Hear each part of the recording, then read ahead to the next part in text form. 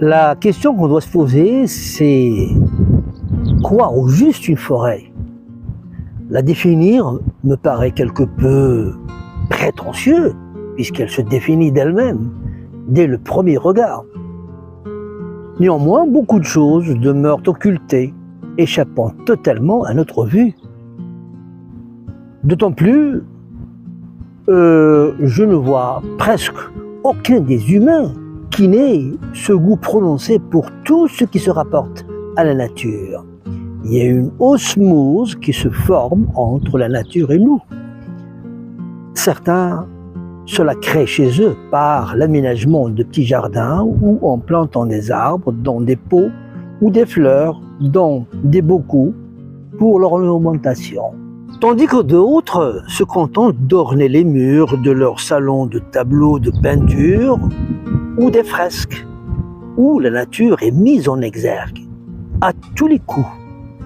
Pour être concis, je dirais tout simplement que la forêt est un écosystème, disons, un milieu naturel où coexistent une myriade d'espèces végétales et animales, depuis le venimeux et le féroce jusqu'à l'être le plus inoffensif. Quand bien même elles sont variées, ces espèces sont liées les unes aux autres par une forte interdépendance quant au désir de conservation.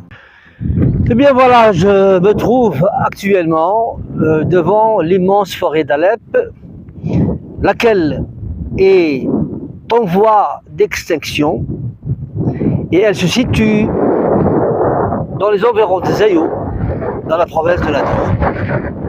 Voilà, nous sommes à l'entrée de la forêt.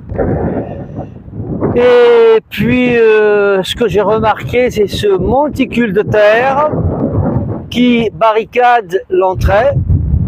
Et je ne sais pas qui a fait ça et par quel bulldozer, Dieu sait.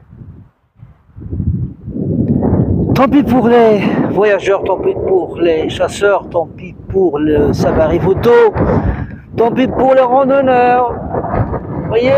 Et pourtant, ce que vous voyez là, c'est la piste, la seule piste carrossable jusqu'au fin fond de la forêt. Eh bien voilà, autrefois, on appelait ça une futaie. Plus maintenant, hein. Et les arbres que vous voyez là, allongés par terre, c'était de vrais monuments. Et maintenant que voilà, ils ont subi leur sort fatal, on n'a que des cadavres, un paysage macabre. Un paysage macabre. Et c'est bien dommage. Aujourd'hui, nous nous focalisons sur cette forêt de pins d'Alep, de la famille des pinacées, tels le sapin, le pin et le reste des conifères. Nous sommes au fait devant un arbre du bassin méditerranéen, lequel se caractérise par sa vulnérabilité au feu. En plus, contrairement aux autres pinophytes, le pin d'Alep possède une vie très courte. Il vit moins de 100 ans. Selon les andrologistes, spécialistes de l'anatomie végétale. Il va sans dire que cette forêt a, à un moment donné de son existence, a été victime d'un incendie qui a ravagé sa moitié. Du coup, d'année en année, la repousse s'accélère et la forêt retrouve sa densité et son équilibre. Mais la catastrophe qui a tout renversé fut la sécheresse. Une sécheresse sévère qui a frappé tout l'oriental, ce qui a donné naissance à une sorte d'aridification qui a impacté profondément le secteur agricole.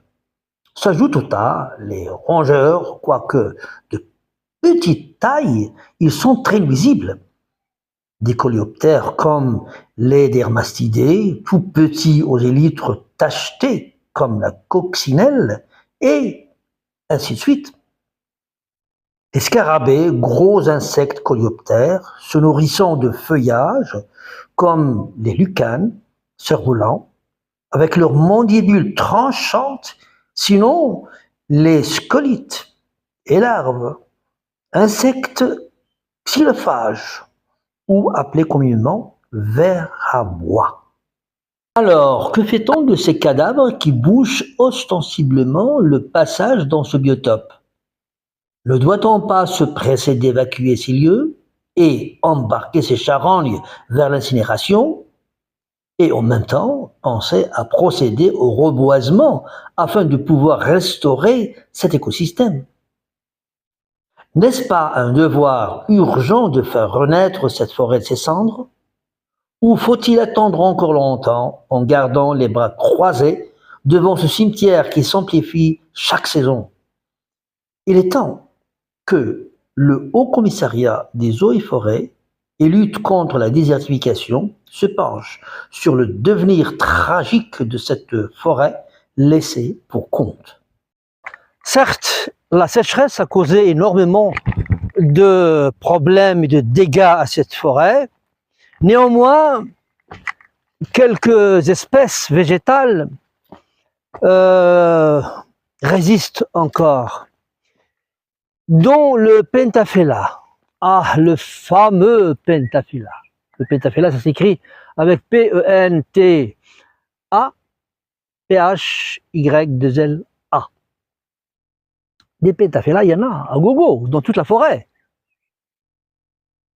Mais, pour en trouver un avec des fruits dans ces temps-ci, c'est quand même rare. Oh bien, essayons de cueillir quelques fruits de notre cher pentaphylla. Et attention, pour les cueillir, c'est très dangereux. On risque de se faire blesser. C'est un arbre touffu et très épineux. Approchez la caméra. Voilà. D'apparence, ça ressemble beaucoup à la canneberge. Seulement, la canneberge, c'est on l'utilise pour les infections urinaires, alors que les fruits du pentaphylla, on s'en sert pour soigner la diarrhée. Donc, c'est un antidiarrhéique par excellence. Tout ce que je peux dire, c'est que ces fruits-là peuvent faire l'équivalent de l'imodium. L'imodium, s'il vous plaît. Toute réflexion faite, rien n'a été créé de façon arbitraire.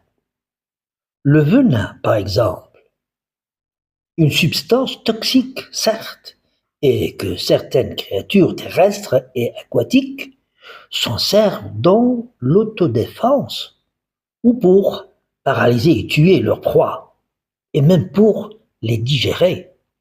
Cependant, ce venin est mis au service de la recherche médicale.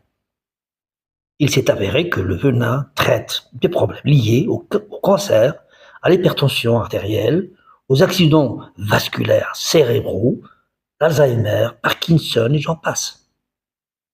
Vous voyez comment le mortel se transforme en vital? Dites louange à Dieu.